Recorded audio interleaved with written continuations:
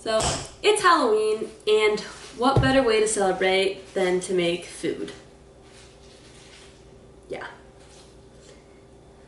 We all know I love food. Whenever I walk into a grocery store, best believe I'm gonna buy food. Grocery store, obviously I'm gonna buy food when I go to a grocery store. What am I saying? Okay, let's try that again.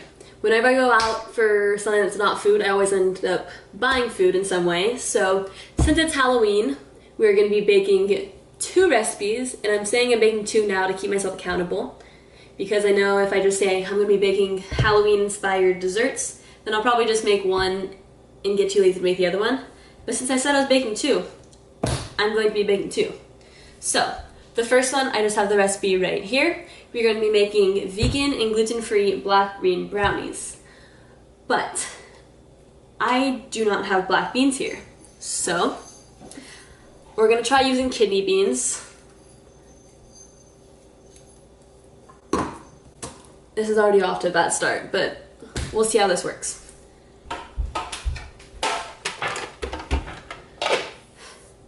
The recipe doesn't actually say whether or not you need to blend the beans up. So I looked at other recipes, and the other recipes said you did. So we're blending up our kidney beans, which we're going to pretend are black beans.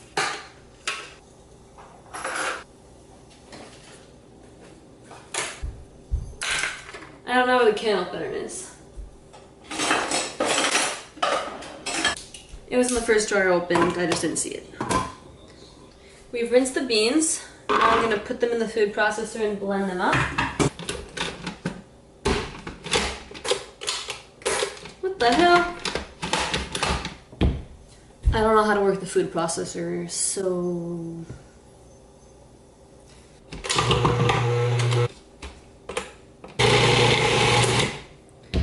we're going to say this is good enough. The difference between today's recipe and most of my recipes is that I'm actually supposed to be following a recipe. Clearly, we didn't start off on the best start, so we didn't have black beans, and we're using kidney beans instead, which this is pink, not black. So our recipe's gonna look completely different. Sleigh noise outside, we'll make it work. But for the rest of the recipe, we're supposed to be following the proper measurements they're giving us. So this means if I mess up and something doesn't work out, it doesn't taste good, doesn't look good, who knows what could go wrong, but a lot could go wrong, it's my fault. And that's a lot of pressure that I'm having to deal with. Beans have now been transferred. I'm just gonna call them black beans because I'll feel better about myself that I'm actually following the recipe like I was supposed to do. So my beans, or I can just call them beans, we'll do that. My beans are now transferred in the bowl, and now it's time to add the rest of the ingredients. So I'm gonna start off with, that's not what I needed. We're gonna start off with 2 tablespoons of this avocado coconut oil blend. The recipe says coconut oil, but I really don't wanna melt coconut oil. So I guess when I say follow the recipe, I mean the measurements, but then everything else is gonna change, so maybe this won't turn out good. Then it calls for either honey or agave. If you want to make it vegan, obviously use agave, but I'm going to be using honey because that's what I have. Put a bit of oil in it before, and then it'll glide out easily. So I put a bit of oil in here just so the honey doesn't stick, but the recipe calls for half a cup of agave or honey, so we're going to be using honey.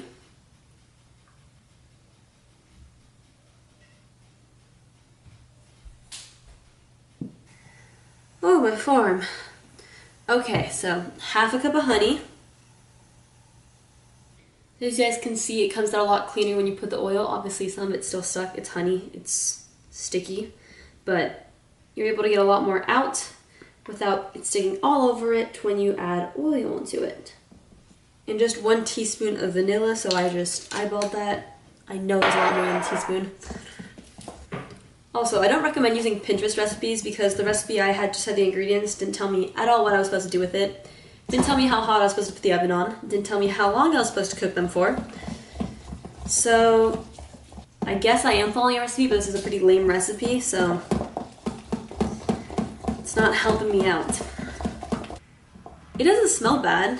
It kind of smells like beans still, but maybe once you put the cacao in it, it might be better. Next we have the baking powder and the cacao powder. So we're going to be using half a cup of the cocoa powder. I guess we're using the same one because I don't really want to wash it. Oh, shoot. And then next we are adding 1 tablespoon baking powder. I don't want to stick this in there because it's oily, but I don't know what else to do. I think I have another tablespoon made. Rewind. I think I have another tablespoon measuring thing. Yes, it won't work. I'll be back. I'm not gonna try to say it again, but this is another, you know what it is. It's a tablespoon still. So we're adding a tablespoon. I'm so happy I looked. I just checked again because I was like, this seems like a lot. It says a teaspoon. Can you imagine if I put this whole thing inside of my brownie batch when it was just supposed to be a teaspoon? I don't want to say, but I was gonna say I'm smart, but I messed up in the first place. Just good thing I looked, because that could have been real bad. Teaspoon of baking powder. You know what the best part about this recipe is? Besides the honey, it's vegan, so that means you can taste it or eat as much as you want of it when it's raw. So since we're making Halloween desserts and it's Halloween, might as well talk about Halloween a bit. I have an essay due the day of Halloween. This seems to be a theme. Every time I bake something or cook something, I seem to have an essay due, and I'm baking instead of writing it, but I'm not mad at that. And I haven't dressed up for Halloween since like middle school, but then I got to college and apparently everyone dresses up, which, you know, I'm not mad about, and it was fun dressing up last year. But this year, I really want to try to make a nice original costume. I want to do something that no one has ever done before. So, you know, I was thinking maybe I could wear like a black leotard with shorts and like some cat ears, or I could wear a white dress with a little halo on top, or I could be dressed, this one's really out of the box, I could dress in all red and then have little devil ears. I'm just trying to be original this year, and I think those are great ideas. My mom bought a really small muffin tin that makes little tiny, I don't know why I keep trying to describe things. I just say they're brownie batter from a bug. You're welcome. But yeah, I don't know why I keep trying to describe things when I can just show it to you, so that's what I'm gonna do. Grabbing some coconut oil, and I'm gonna be spraying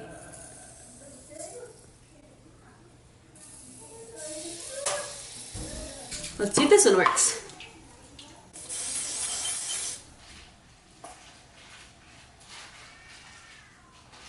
So I'm going to be putting this in the oven, and I'm just going to be checking it periodically with a little toothpick to see if they're ready. The next thing we are making are going to be like classic chocolate chip cookies, except I'm just going to add one big chocolate chip on the on the top of the cookie, and I'm going to make it look like a spider. So I'm just going to be using a classic chocolate chip cookie recipe. And this recipe actually isn't vegan. I could make it vegan if I wanted to add like a flax egg, but I don't want to have to look for flax meal, and yeah. So we have another bowl. In this recipe, we are going to be using almond flour, coconut flour, obviously baking powder. Oh, never mind, it calls for baking soda. I don't want to get that out. So I'm using baking powder. See, I tell myself I'm going to follow a recipe, and then I'm really not going to have any excuse to mess it up. Except that's a lot of pressure for me to not mess something up. So instead I change the recipe and then blame it on something else if it doesn't taste good. I'll be like, oh, it's because I didn't follow the recipe. It's not because I completely messed it up myself by following a recipe. So we'll be using baking powder, not baking soda. And what else do I need? Coconut or brown sugar. We want these to be healthy, so we're gonna be using coconut sugar. So, we need 1 cup almond flour. That was not satisfying. Normally tearing stuff is satisfying, but that really wasn't. 1 cup almond flour. So here's our 1/4 of a cup coconut flour. Put that to the side. It calls for 1 teaspoon of baking soda, but we're gonna be using 1 teaspoon baking powder because I honestly don't know the difference between the two. They're always like baking soda, baking powder. Sometimes it calls for both, but I don't know what the difference is, so I'm just gonna mix them up. And lastly, for our dry ingredients, 3/4 of a cup coconut sugar. So I'm just gonna whisk together our dry ingredients, and then we're gonna set them aside and get another bowl. I know, crazy. I'm using 2 bowls for 1 recipe. That's never been done, ever, for me. But I'm trying to make things work. I'm trying to make things taste good. I'm trying to act professional, so that's how we're doing it. To start off our wet ingredients, we're gonna be using 6 tablespoons of natural almond butter. So we have our 6 tablespoons of almond butter, and I'm just gonna put that in the microwave and melt it. But I'm gonna melt it. I'm gonna add my 6 tablespoons of coconut oil, and then I'm gonna melt them together. We're gonna put this in the microwave for 30 seconds and see if that melts it. All right, our coconut oil and almond butter are mixed together. Now we're gonna be adding the vanilla extract. It calls for 1.5 teaspoons of vanilla extract. Am I gonna actually...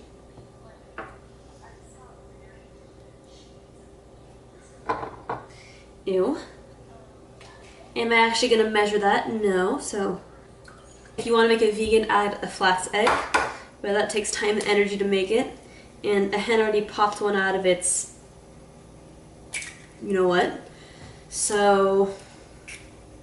if it did all that for me, for my egg, then I don't think I'm gonna make a flax egg. I'm gonna be spraying the tin foil with this coconut oil blend. You guys know how I feel about oil and things sticking, so the more the merrier. So I put together all the cookies, obviously, and they're super oily.